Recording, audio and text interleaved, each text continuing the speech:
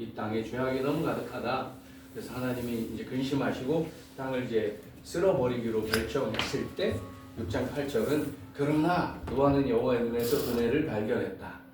근데 여기서 이제 우리가 생각해야 될 것, 오늘도 노아 이야기가 나오지만 노아는 그러면 그렇게 의로운 사람인가?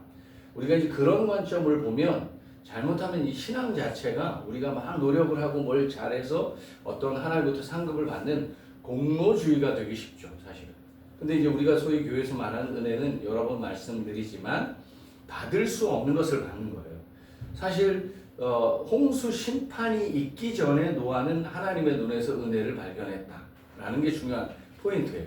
막 홍수가 왔는데 막 온 지구를 다 쓸어버리는 상황에서 어찌어찌 하다가 노아가 살아남았어. 그럼 자기의 노력이 강조되겠죠. 근데 그럴 수 없다라는 거죠. 우리가 창조과학에서도 보면 우리 그 기독교 밖에 있는 분들이 이걸 갖고 뭐라고 논쟁하냐면 홍수가 국지적이었냐, 뭐 전지구적이었냐. 근데 우리가 이 말씀만 조금만 잘 읽어봐도 이해가 될 텐데 11장쯤 가면 이제 우리가 아는 바벨탑 사건이 나오잖아요. 그때 인류가 흩어져요. 그러니까 우리가 말씀에 기반해서 볼 때는 그 지역에서 어떻게 보면 모여 살던 지역에서 홍수가 일어났다. 그러면 우린 이 말 갖고 꼬투리를 또 잡겠죠. 그럼 한 지역에서 일어난 것 아니냐? 그렇게 이해할 수 있잖아요. 그러나 일단은 인류 자체는 다 쓸어버리기도 하고 그리고 성경 맥락 전체를 다 찾아보면 이 전지구적이었다는 근거가 훨씬 더 많아요. 물론 뭐 제가 지금 그 말씀을 드리려고 하는 건 아니지만 어쨌든 중요한 건 노아가 뭐 그러한 이제 홍수의 상황, 어려운 상황에서 자기의 노력으로 한 게 아니라는 거예요. 뭐가 포인트냐라는 걸 잘 봐야 됩니다. 그러나 노아는 하나님의 눈에서 은혜를 발견했다. 뭐 우리가 다 자녀를 키우는 분들이잖아요. 자녀를 키우다가 뭐 자녀가 뭘 잘못해서 야단을 맞게 돼요. 근데 마음이 풀어지는 경우가 있죠, 사실은. 어떤 때 마음이 풀어지냐면 자녀가 부모의 마음을 뭔가 알고 나름의 눈치를 가지고 행동하면 마음이 풀어지죠. 엄마 아빠 눈빛을 보면 알아서 뭘 하거나 눈을 바라보고 그 관계가 있으니까 그 부모의 마음을 아는 것. 명확한 기록은 없지만 저는 이 노아가 그런 마음으로 하나님을 바라보지 않았을까. 그리고 6장 8절에 그러나 노아는 여호와의 눈에서 은혜를 발견했더라. 그걸 끝으로 딱 끝났으면 또 질문이 던져지겠죠. 뭐 어떤 밑도 끝도 없이 하나님의 은혜를 발견해서 얘가 구원받았나? 근데 오늘 말씀에 보면 노아를 하나님은 이렇게 지칭하죠. 의인이요 당대의 완전한 자라. 그가 하나님과 동행하였으며 동행하였으며 그리고 마지막 22절에도 노아가 그와 같이 하여 하나님이 자기에게 명하신 대로 다 준행하였더라. 여러분 우리가 성경에 완전하다는 부분을 오해할 수 있는데 하나님은 완전하시죠. 하나님이 보실 때 우리는 완전하니까 부족하죠, 사실은. 그러나 근거가 뭐냐면 하나님으로 인해 우리가 완전할 수 있는 거죠. 그러니까 우리가 우리 편에서 내가 완전하구나 라고 하는 게 아니라는 거죠. 성경에 이런 표현들이 몇 번 나오거든요. 완전하다. 그리고 심지어는 이렇게 표현하죠. 너는 내 앞에서 완전하라. 그것은 퍼펙트하다는 의미보다는 하나님의 말씀을 지키려고 몸부림치는 그런 애쓰고 수고함이라는 거죠. 그리고 우리가 그 당시의 상황을 조금만 연상해 보더라도 노아는 그 이후에도 하나님의 말씀 앞에 지키려고 몸부림쳤다는 거죠. 누가복음 같은 곳에 가보면 노아 당시를 평가할 때 사람들이 막 놀고 먹고 마시고 뭐 소위 말하면 이런 거죠. 언제 막 종말이와 언제 홍수 심판이와 믿지도 않고 자기 마음대로 하는 거죠. 근데 노아는 그냥 묵묵히 지금 이 6장에 우리가 이제 보면 드디어 이제 홍수 심판을 하는 걸 듣고 방주를 만들어 가고 있는 것이에요. 아마도 저는 그 하나님과 동행하면서 하나님의 말씀을 묻고 듣고 순종하는 노아의 애씀과 노력이 있지 않았을까. 부족함이 있음에도 불구하고. 자, 그리고 또 한 가지 이 말씀을 읽을 때 중요한 그 관점 하나가 있는데 그것이 뭐냐면 그러나 노아는 여호와의 눈에서 은혜를 발견하였다. 그리고 이제 9절로 전환이 되잖아요. 그리고 다시 노아 이야기가 언급이 돼요. 이 노아가 우리가 그 처음 창세기를 시작할 때 제가 그런 말씀을 드렸어요. 1장부터 11장까지가 원역사라 그랬고 그 다음에 족장사가 시작된다 그랬죠. 아직 시작은 되지 않았지만 족장사를 예고하는 새로운 변화의 예고편이 노아예요. 노아. 잘 보시면요. 앞에 셋의 후손과 가인의 후손이 자기들 좋은 대로 세상 방식으로 결혼해서 아이를 낳고 잘 먹고 잘 살고 자기 중심적으로 살아서 이제 심판을 초래하는 건데, 이 어떻게 보면 눈에 보이는 그 표면적 결과를 볼 때는 번성하고 있는 거예요. 그죠? 지금 뭔가 문화도 번성하고 있는 거예요. 근데 그때 우리는 기억해야 돼요. 창세기 1장 28절에 이런 말씀이 있었죠. 하나님이 그들에게 복을 주시며 하나님이 그들에게 이르시되 생육하고 번성하여 땅에 충만하라, 땅을 정복하라, 바다의 물고기와 하늘의 새와 땅에 움직이는 모든 생물을 다스리라. 예. 생육하고 지금 번성하고 있어요. 인류는 번성하고 있는데 문제는 뭐냐면 그 번성 위에 죄가 더해지고 있다라는 걸 집중해야 돼요. 그러니까 하나님이 원하시는 그 번성의 모습이 지금 아니라는 거예요. 하나님이 원하시는. 근데 그게 뭐 한두 번 일이었어요. 우리 아담과 하도 하나님이 원하는 방식에서 이탈해서 에덴의 동쪽으로 쫓겨나. 가인도 하나님이 원하는 방식에서 이탈해서 점점 더 동쪽, 기억나시죠? 세상을 향해 나아가고 있는 거예요. 그런데 지금 이 노아의 족보가 의미하는 것가 무엇이냐면 인류의 번성과 죄가 기하급수적으로 정말 더 증가하고 있는 이때에 하나님의 쓸어버리심은 끝인가? 그런데 의아하지 않아요? 그러면 다 엎어버려야 되는데, 그러나 노아는 여호와의 눈에서 은혜를 발견하고 노아 때문에 성경을 잘 보시면 노아의 가족 8명이 살아나요. 그리고 심지어는 하나님이 방주를 만든 이후에 이 지구상에 있는 그 동물들을, 그죠? 암수 한 쌍씩 막 다 들어오게 해요. 7장에 가보면 이걸 또 구분하는 방식이 또 나와요. 뭐 정결한 짐승, 뭐 부정한 짐승. 이게 되게 놀라워요, 사실은. 여러분 그 당시는 아니지만 상상을 한번 해보세요. 방주가 뭐 축구장 크기 정도 된다고 해요. 그리고 3층짜리 방주잖아요. 그 안에 지금 노아의 가족 8명과 온갖 짐승들이 다 있는 거예요. 어떤 생각이 드세요? 뭐 배설물 때문에 냄새가 나는구나. 네, 그건 아니죠. 냄새가 나는구나. 뭐 그런 생각이 드실까요? 뭐 그런 측면도 있겠죠. 근데 제가 오늘 이 말씀을 준비하다 어떤 묵상이 되냐면, 창세기 1장에서 하나님이 천지를 창조하셨을 때 그 동물을 만드셨던 게 다 거기 있는 거예요. 네.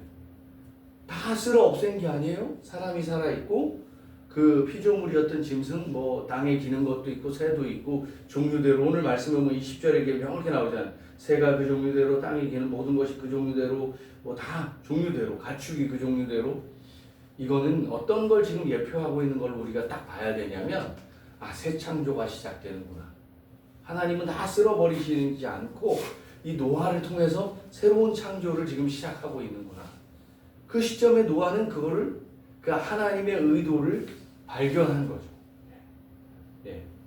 그래서 지금도, 그럼 우리는 노아의 당시가 아니잖아요. 이 말씀을 볼 때 어떤 우리가 관점으로 봐야 되는가? 지금도 동일하게 하나님은 노아 시대와 마찬가지로 지금도 죄악이 더 정말 이 땅에 관영하고 있고 사람들은 자기 중심으로 살아가고 있을 때 지금도 하나님은 이 땅을 주목하고 계시는 거죠. 잠언 15장에 이런 말씀이 있습니다. 여호와의 눈은 어디서든지 악인과 선인을 감찰하시며. 왜 그렇게 쳐다보시겠어요? 내 마음에 내 뜻에 따라 행동하는 자가 누구인가? 역대하 16장은 더 정확하게 이렇게 말해요. 여호와의 눈은 온 땅을 두루 감찰하사 전심으로 자기에게 행하는 자들을 위하여 능력을 베푸신다. 나는 능력 없지만 우리가 하나님을 바라보기 시작할 때 환영합니다. 그 하나님이 우리를 통하여 하나님의 하나님 되심을 드러내는 거죠. 그 옛날 노아가 그랬잖아요. 그런 관점으로 이 말씀을 봐야 하는 것입니다. 그러면 제가 지금 뭐라 하냐면 홍수 심판 이후에 새로운 창조와 연결되는 중요한 맥락의 말씀이다, 이런 말씀을 드렸는데, 그러면 다시 홍수 때의 상황을 좀 명확히 봐야 되는데 11절 12절을 보십시오.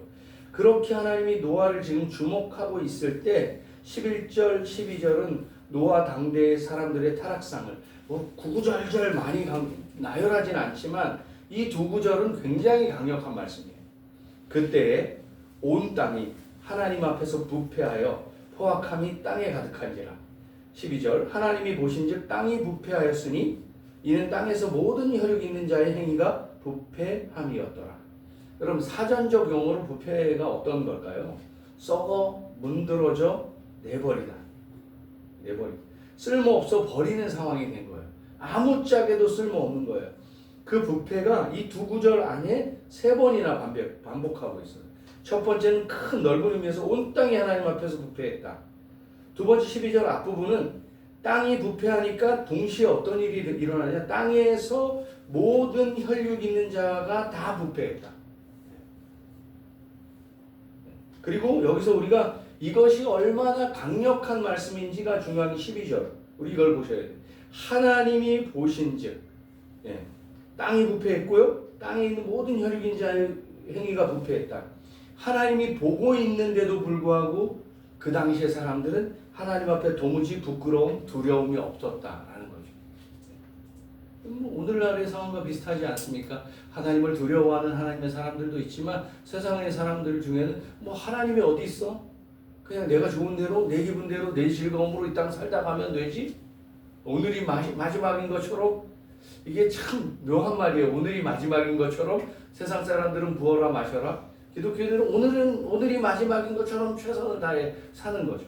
오늘 주님이 오실지 모르니까. 어찌됐든가 이 11절, 12절의 짧은 구절은 얼마나 정말 그 당시 죄악의 그 참혹함이 어떤지를 명확히 지금 보여주고 있는 것이죠. 그리고 13절 이렇게 하나님이 결정하시죠. 하나님이 노아에게 이르시되 모든 혈육 있는 자의 포악함이 땅에 가득함으로 그 끝날이 내 앞에 이르렀으니 내가 그들을 땅과 함께 멸하리라. 땅과 함께 멸하리라. 그러니까 어찌 보면 이 말씀은 하나님의 창조가 다 실패한 것처럼 보여요. 그렇지 않겠습니까? 사실 이 땅이라는 것도 마찬가지. 하늘과 땅 다 하나님의 창조의 세계였단 말이에요. 끝난 것 같은 거죠. 근데 우리가 이런 관점에서 한번 보십시오. 홍수 심판 후에 어떤 일들이 벌어져요? 그 땅은 새로운 땅인 거예요. 새하늘과 땅, 새 땅. 그걸 예표하고 있는 거죠. 또 새로운 시작. 그리고 오늘날 우리에게 적용하면 우리는 어떤 소망을 갖고 있습니까? 이 땅에서 살지만 마지막 때에 하나님이 우리를 부르셔서 하나님과 함께 우리는 부활하면 새하늘과 새 땅이 가는 거예요. 성경은 이런 관점으로 계속 흘러가고 있는 것이죠. 그리고 그 하나님의 새하늘과 새 땅, 곧 하나님의 나라를 확장시키는 일을 함께할 사람을 찾으신다라는 말씀으로 볼 수 있다는 거죠. 그래서 이 홍수 이야기는 끝이 아니라 새로운 창조와 연결되는 것이죠. 홍수는 심판인과 동시에 하나님은 바꾸시고 새롭게 하시고 회복하게 하십니다. 여러분 이 말씀을 계속 들으면서 여러분한테 인사이트가 있으셨으면 좋겠어요. 제가 첫 창세기 1장 할 때도 그런 말씀을 드렸는데 내가 다 끝났어. 우리의 삶이 절망적이야. 우리의 삶은 어둠 가운데 있어. 창세기 1장 근데 뭐라고 기록하고 있습니까? 하나님의 신이 수면 위에 운행하고 계세요. 끝났다고 하는 그 시점에 하나님은 언제나 거기 계세요. 여러분 이 땅이 창조되기 전에 하나님은 언제나 거기 계시죠. 아무것도 없는 것 같아요. 우리의 삶이 그러할지라도 하나님은 오늘 우리의 삶에 새로운 창조를 일으키시는 분이세요. 새롭게 하시는 거예요. 우리가 노화를 집중하는 것이 아니에요. 성경을 볼 때는 하나님을 집중해야 된다는 거죠. 그래서 19절, 20절도 말씀드린 대로 지금 새 창조를 강조하는 표현이에요. 혈육 있는 모든 생물을 각기 암수 한 쌍씩 방주로 이끌어들여. 여기 중요한 또 단어가 뭔지 아세요? 앞에는 11절, 12절은 핵심이 부패잖아요. 이 전환점이에요. 이 19절에 잘 보면 그 부분에 가면 너와 함께 생명을 보존하게 하되 20절에도 새가 그 종류대로 가축이 그 종류대로 땅에 기는 모든 것이 그 종류대로 각기 둘씩 내게로 나와버린 생명을 그 생명을 보존하게 하라. 그러니까 이 창세기는 온통 뒤에 가면 제가 또 말씀드릴 텐데요. 복음이 담겨져 있어요. 여러분 기억나세요? 창세기 3장에 가면 아담과 뱀으로 가장한 이제 사단이 와서 아담과 하와를 꼬여서 범죄하게 하잖아요. 그때 하나님이 심판하시면서 뭐 예를 들면 뱀은 평생도록 기어다니면서 뭐 이런 일이 일어나고 여자의 후손인 뱀을 밟고 이길 것이다 이런 그걸 원시복음이라 그러잖아요. 실패한 것 그 가운데서 거기에 소원이 있는 거예요. 소망이 있는 거예요. 근데 오늘 이 창세기 6장 후반부를 뭐라고도 부르냐면 보존 언약이라고 불러요, 실제로. 그리고 뒤에 가면 이제 여러분 그거 아세요? 아브라함이 하나님과 언약하는 장면이 나와요. 그때 어떻게 약속하는 줄 아세요? 재물을 반으로 자르죠. 근데 놀라운 건 그 장면을 나중에 잘 읽어보시면요. 아브라함은 거기를 지나가지 않아요. 원래 고대 근동의 법칙은 나라가 되든지 사람과 사람이 어떤 언약을 맺으면 실제로 이런 의식을 했다는 거예요. 뭐 이렇게 짐승을 죽여서 갈라놓고 당사자들이 지나가는 거예요. 어떤 의미일까요? 이거 어기면 너 죽어. 이거 어기면 너 죽어. 그러니까 이거 꼭 지켜야 돼.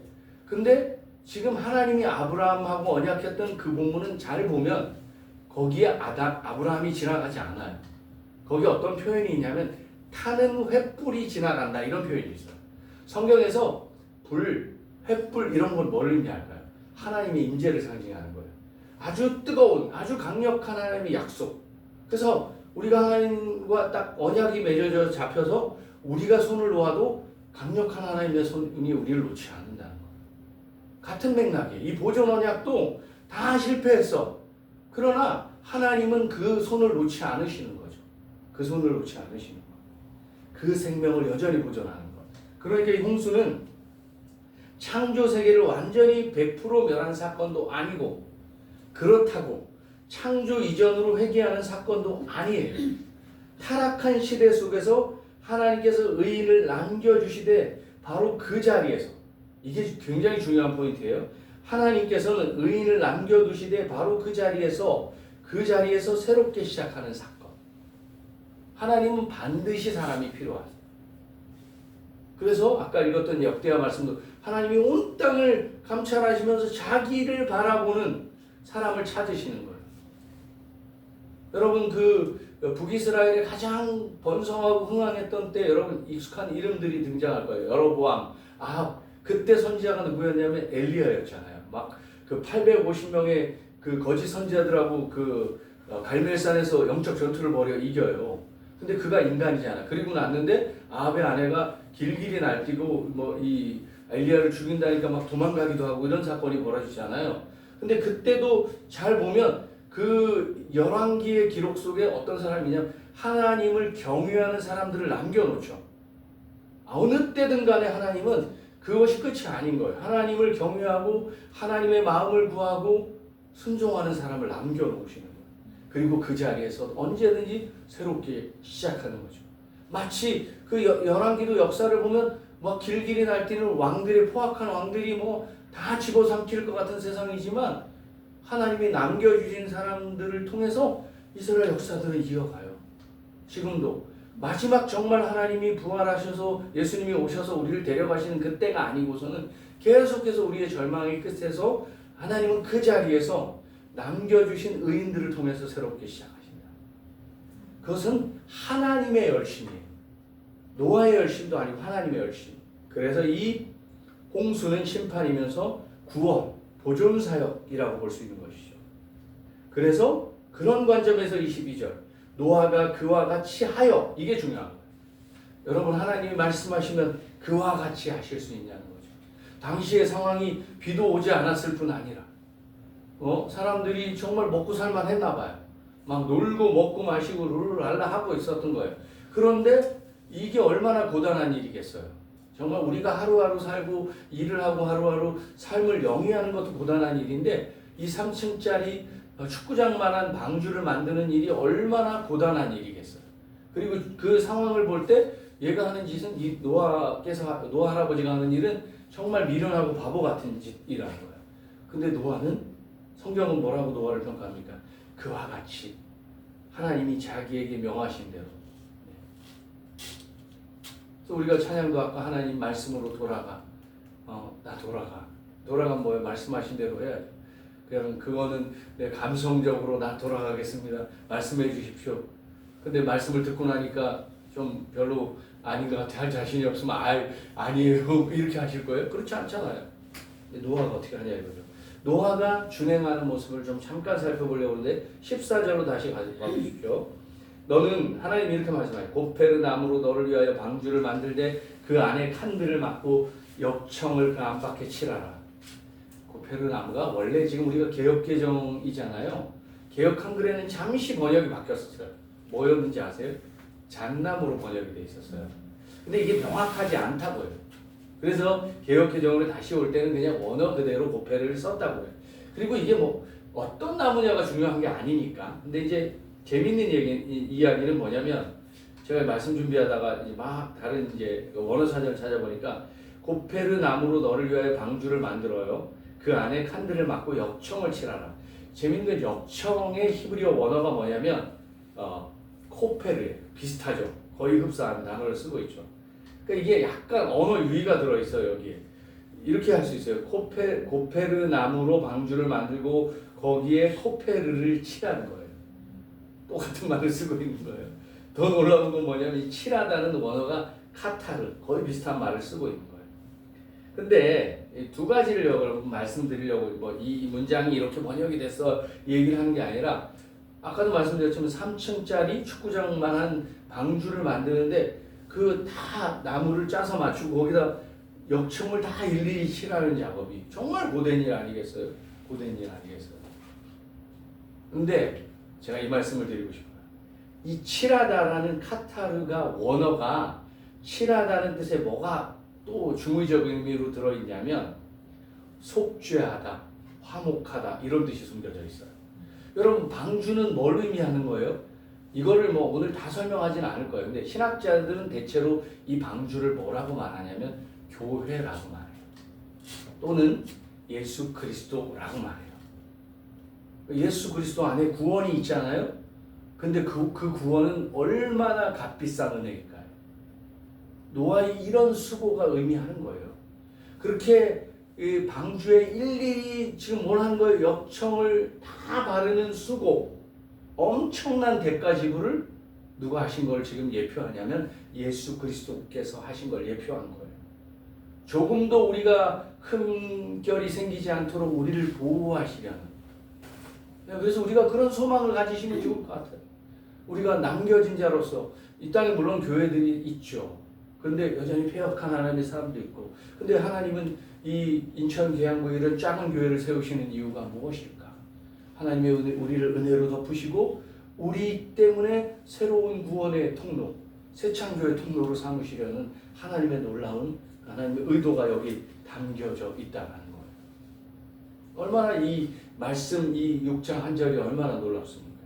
조금 더 가볼까요? 우리가 잘 아는 대로 이 방주가 사실 의미하는 바가 되게 중요해요. 말씀을 자세히 읽어보면 보통 배는 뭐 예를 들면 배 안에 어떤 선장이 키를 잡아야 되잖아요. 내리는 그걸 뭐라 그러죠? 닷도 있어야 되고 멈춰야 되니까 정박해 있어야 되니까 돛도 있어야 되고 있잖아요. 근데 여기에 아무런 그런 표현이 없어요. 운전대도 없고요. 돛도 없고 닷도 없고 아무것도 없고 그냥 어떻게 보면 그냥 나무 글을 짜놓은 거예요. 그렇지 않겠어요? 이 부분에 대해서 우리 잘 아시는 백주년 기념교회 옛날에 목사님이셨던 이재철 목사님 이런 표현을 쓰셨대요. 방주는 무동력이다. 자체의 동력이 없다. 어느 방향으로 나아가든 속도가 빠르든 늦든 어디에 멈추든 그 모든 결정사항은 철저하게 어떻게 됐을까요? 하나님의 뜻에 달려있다. 아무것도 없는 거예요.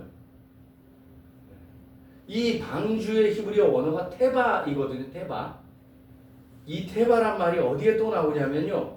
출애굽기 2장에 가보면 그 당시에 그 바로 왕이 유아 살해 정책을 내죠. 막 이렇게 사람들이 이스라엘 백성들이 들어가니까 막 뭐 저 나일강에 막 던지라 그럴 때 모세가 태어나잖아요. 그때. 근데 모세 어머니가 어떻게 합니까? 갈대 상자를 만들잖아요. 이 갈대 상자가 테바예요. 조금만 뭐 모르겠어요. 안 봤으니까. 근데 거기도 재미있는 사실이 하나 있어요. 요게벳이 그 당시 이 장엔 요게벳이 안 나왔지만 나중에 요게벳이라는 걸 충분히 추측할 수 있는데 갈대 상자를 만들어서 거기에다가 역청과 나무진을 칠한다는 얘기가 나와요. 여러분 우리 요게벳의 노래 기억나세요? 역청과 나무진을 칠하고 이 가사도 나오잖아요.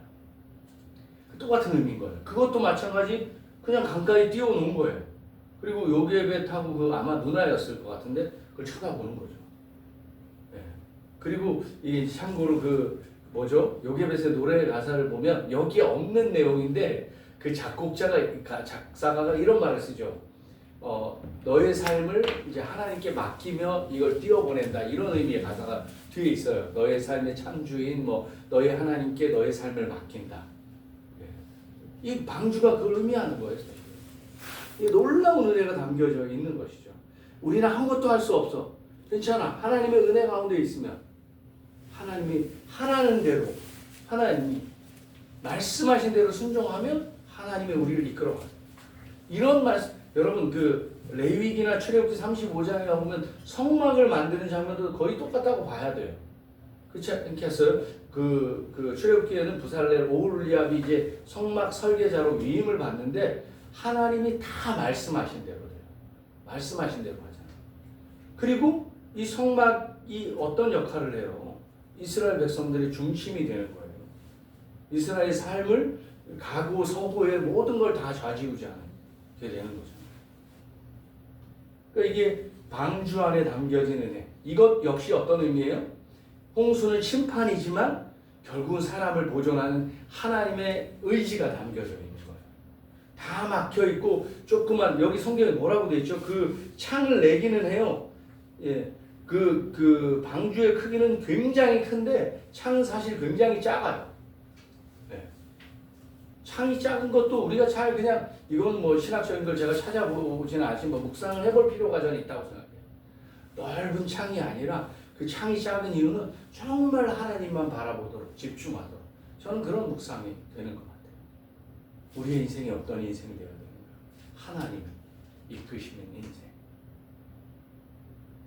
자, 이 결정타가 여기 등장해요. 결정타가 오늘 말씀은 아니지만 7장을 좀 한번 다 같이 한번 찾아보셨으면 좋겠는데요. 7장 16절 7장에 한번 넘어가 보시겠어요? 성경을. 이제 방주를 다 만들고 나서 어떤 일이 벌어졌냐면 다 함께 한번 읽어보겠습니다. 시작. 들어간 것들은 모든 것을 암수라 하나니 하나님이 그에게 명하신 대로 들어가매 여호와께서 그를 들여보내시고 문을 닫으십니다. 문을 누가 닫아요? 노아가 닫지 않아요. 하나님이 닫으세요. 지금 주도권을 누가 갖고 계시냐면 하나님이 모든 걸 다 갖고 계시는 거예요. 방주를 만들고 들어가라. 다 들어가니까 문도 닫아요. 이걸 뭘 발견하셔야 되냐면 하나님의 의지, 결혼한 의지. 심판이 있지만 내가 나를 찾고 구하고 내 눈을 바라보는 사람들을 결단코 살리겠다는 의지. 여러분 그래서 우리 그 장로교회 교리 중에 그런 게 있잖아요. 우리는 전적 부패가 있지만 끝까지 우리를 지키시고 붙드시는 하나님의 은혜가 거기 있어요. 하나님의 견인 그런 은혜가 있는 거예요. 하나님은 우리는 하나님을 떠나고 놓을 수 있지만 하나님이 붙드시는 거예요. 우리의 삶을. 이 의지가 여기에 담겨져 있는 거죠. 그리고 다시 이제 오늘 말씀에 돌아오면 이 방주의 모든 과정 속에 제일 중요한 포인트가 이거예요. 여기에 명확히 언약이 나오죠.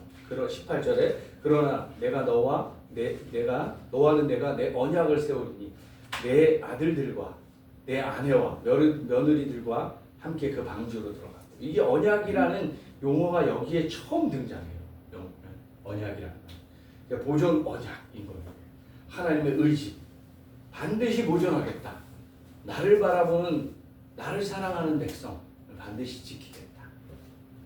왜 지킬까요? 자녀이기 때문에 지키는 것이기도 하지만 앞서 제가 그런 말씀을 드렸어요. 하나님이 이 타락한 세상 속에서 어떤 의지를 가지고 하나님의 백성들을 지키시겠는가. 의인을 남겨주시고 새롭게 시작하는 동역자로 우리를 세우신 거예요. 근데 지금 제가 쭉 긴 시간 말씀드렸는데 우리가 할 수 있는 하나밖에 없어요. 하나님을 바라보고 하나님의 얼굴을 구하고 하나님 따라가면 되는 거예요. 그래서 어떤 의미에서요. 이 노아는 그 모든 심판과 홍수와 구원의 과정을 다 경험한 사람이에요. 그렇지 않겠어요? 몸으로 경험한 사람이라는 거예요. 그는 뭐 그런 것도 말이 안 되겠지만 뭐 심판이 만약에 전 지구적으로 일어났는데 도망갈 데가 어디 있겠어요? 애초에 노아는 저는 그 자리에 있기로 결정한 사람이라는 생각도 해보게 돼요. 그러니까 중요한 거죠. 그 자리에 이 패역한 세상 속에서 그 자리에 있기로 결정하는 사람.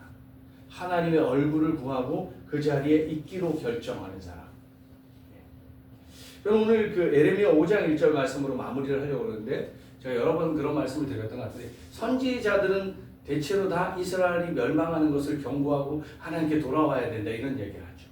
에레미야 선지자가 이런 말을 해요. 에레미야 5장에 예루살렘 거리로 빨리 다니며 정의를 행하고 진리를 구하는 자를 단 한 명이라도 찾으면 성을 용서하겠다라는 말씀하세요. 그리고 막 도성을 두루 살펴보라. 왜요? 이 하나님의 의지가 여기에 또 있는 거예요. 야, 내가 너희 살리고 싶어. 네. 살리고 싶어. 단 한 명이라도 정의를 행하고 진리를 구하는 자. 이게 무슨 말? 하나님의 얼굴을 구하는 자만 있으면 돼. 이런 표현들이 굉장히 많죠. 여러분, 소돔과 고모라 멸망할 때도 아브라함이 롯을 생각하면서 막 기도하잖아요. 그러면서 막 딜을 하잖아. 하나님 앞에 의인이 몇 명 있으면 살려줄 거냐고. 하나님의 관심이 거기 있는 거예요. 나를 바라보고 나의 얼굴을 구하는 사람. 그 사람이 서툴고 세상적으로 볼 때 스펙이 화려하고 막 이런 거 아무것도 상관없어요. 내 얼굴을 바라보고 내 은혜를 구하는 자. 그러면 그 나머지는 하나님이 하시는 거예요. 하나님의 의지. 하나님이 우리를 지키시고 보존하시겠다는 의지. 여러분, 이 말씀 좀 한 주간의 삶 한번 좀 계속 기회가 될 때마다 다시 한번 쭉 읽어보시고 심판하시지만 우리의 삶에 때때로 우리가 잘못하시면 매를 드시기도 하시겠죠. 그러나 그 매는 우리를 끝내시는 매가 아니라 살리시는 매이며, 그리고 그 절망과 그 정말 아픔의 끝에서 우리를 소망의 길로, 회복의 길로 인도하시는 하나님. 그저 우리는 할 수 있는 것, 하나님 앞에 머물러 있으면 되는 것. 그래서 저와 여러분이 한 주간의 삶이 하나님과 눈과 눈을 맞추고 마음과 마음을 맞추는 진정한 그 하나님과 동행의 삶을 살아가시면서 지키시고 보존하신 하나님의 은혜를 경험하시기를 주님의 이름으로 축복합니다.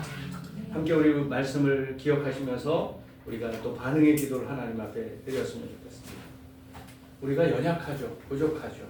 때때로 우리 안에 있는, 우리가 하나님이 구원하셨지만 우리 안에 죄성 있죠. 부족하고 연약한 부분 있겠지만 하나님 오늘 다시 결정합니다. 세상 바라보지 않고 하나님과 눈을 마주치고 하나님의 눈이 머무는 곳을 우리가 바라보며 주님의 말씀대로 순종한 삶을 살겠습니다. 노아가 그와 같이 했다. 하나님이 말씀하신 것을 준행했다. 우리 어쩌면 다 할 수 없을지도 모르겠어요. 그러나 우리가 최선을 다해서 순종의 삶을 통해서 우리 개개인의 삶이 작지만 우리 개개인의 삶을 통해서 우리 다시금 공동체를 통해서 반드시 보존하겠다는 하나님의 의지를 우리의 삶에서 경험하게 도와주시옵소서. 다 같이 우리 말씀 기억하면서 적용하면서 다 같이 기도하겠습니다. 살아계신 하나님 감사합니다. 오늘 이 폐역한 세상 속에서 하나님은 하나님을 찾고 구하는, 하나님의 얼굴을 구하는 사람을 통해서 하나님 새로운 역사를, 절망을 소망으로, 실패를 딛고 회복하는 역사로 인도하시는 하나님이 오늘 손을 붙들게 도와주시고 그 하나님의 의지 앞에 하나님 내가 주께서 말씀하시는 대로 그와 같이 행하여 나는 연약하지만 부족하지만 그 하나님의 말씀에 순종하며 우리가 방주 안에 들어가는 삶을 결정합니다. 심판이 오고 멸망이 오고 어려움이 오지만 하나님이 내 백성을 지키시겠다는 하나님의 의지와 결단을 바라보며 하나님 이 약해져가는 세상 속에서 하나님이 찾으시는 그 한 사람의 자리에 내가 있기를 원합니다. 동시에 우리가 예레미야 선지자의 외침을 들으며 이 땅을 다니며 정의를 행하며 진리를 구하는 자를 찾을 수 있도록 도우시고 살피게 도와주시고 정말 이 하나님의 은혜의 구원의 자리에 나오는 사람들을 하나님 주 앞에 불러드릴 수 있는 거룩한 열정을 허락하여 주시옵소서. 오늘은 좀 한 가지만 더 기도 부탁드리고 싶습니다. 우리가 다시금 교회가 작지만 연약한 공동체이지만 하나님은 그 숫자 연연하지 않아요. 하나님을 찾으시는, 하나님을 구하는 그 의인 한 명이면 하나님은 이 땅을 회복하실 수도 있고 새로운 하나님의 언약 가운데서 새로운 새 창조를 우리를 통해 세상에 보이실 수 있는 하나님이신 줄 믿습니다.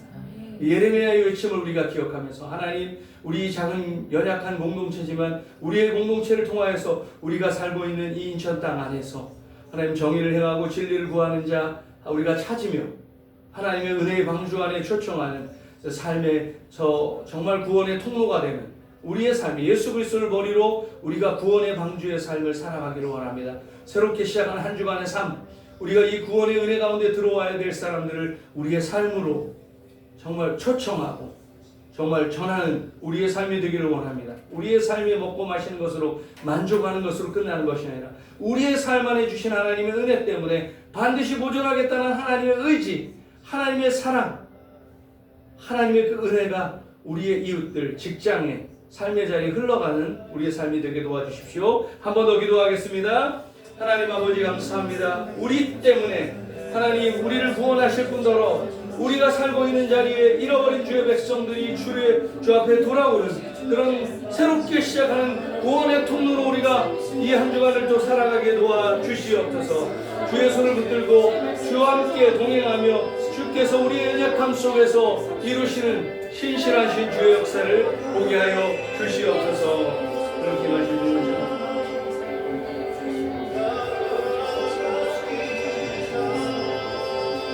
아버지 감사합니다. 아버지 감사합니다.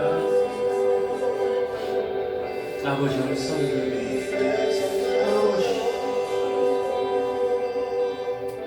살아계신 하나님, 세상은 더 악해져 가고 죄로 물들어가는 이때 우리가 이 노아 시대의 말씀을 통해서 우리의 삶을 돌아보게 도와주십시오. 우리가 연약하고 부족하지만 우리가 주님과 눈을 맞추고 마음을 맞추기 위해 주 앞에 나온 주의 백성들을 긍휼히 여겨주시고 또 새로운 한 주간을 살아갈 때에 하나님의 의지, 하나님의 결단 속에서 하나님 우리 방주와 같이 우리 다시 본 공동체를 만들어 주셨는데 하나님 공동체 안에서의 그 은혜가 마치 하나님이 우리를 보호하고 지키시는 은혜로 기억하게 도와주셔서 말씀 속에 담겨진 하나님의 보존 언약을 우리가 마음에 새기고 이 한 주간 살아가게 도와주시옵소서.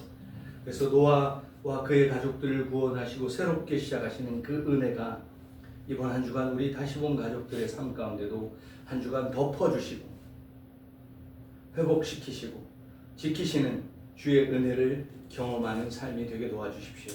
노아가 그와 같이 하되 하나님이 자기에게 명하신 대로 다 준행하였더라.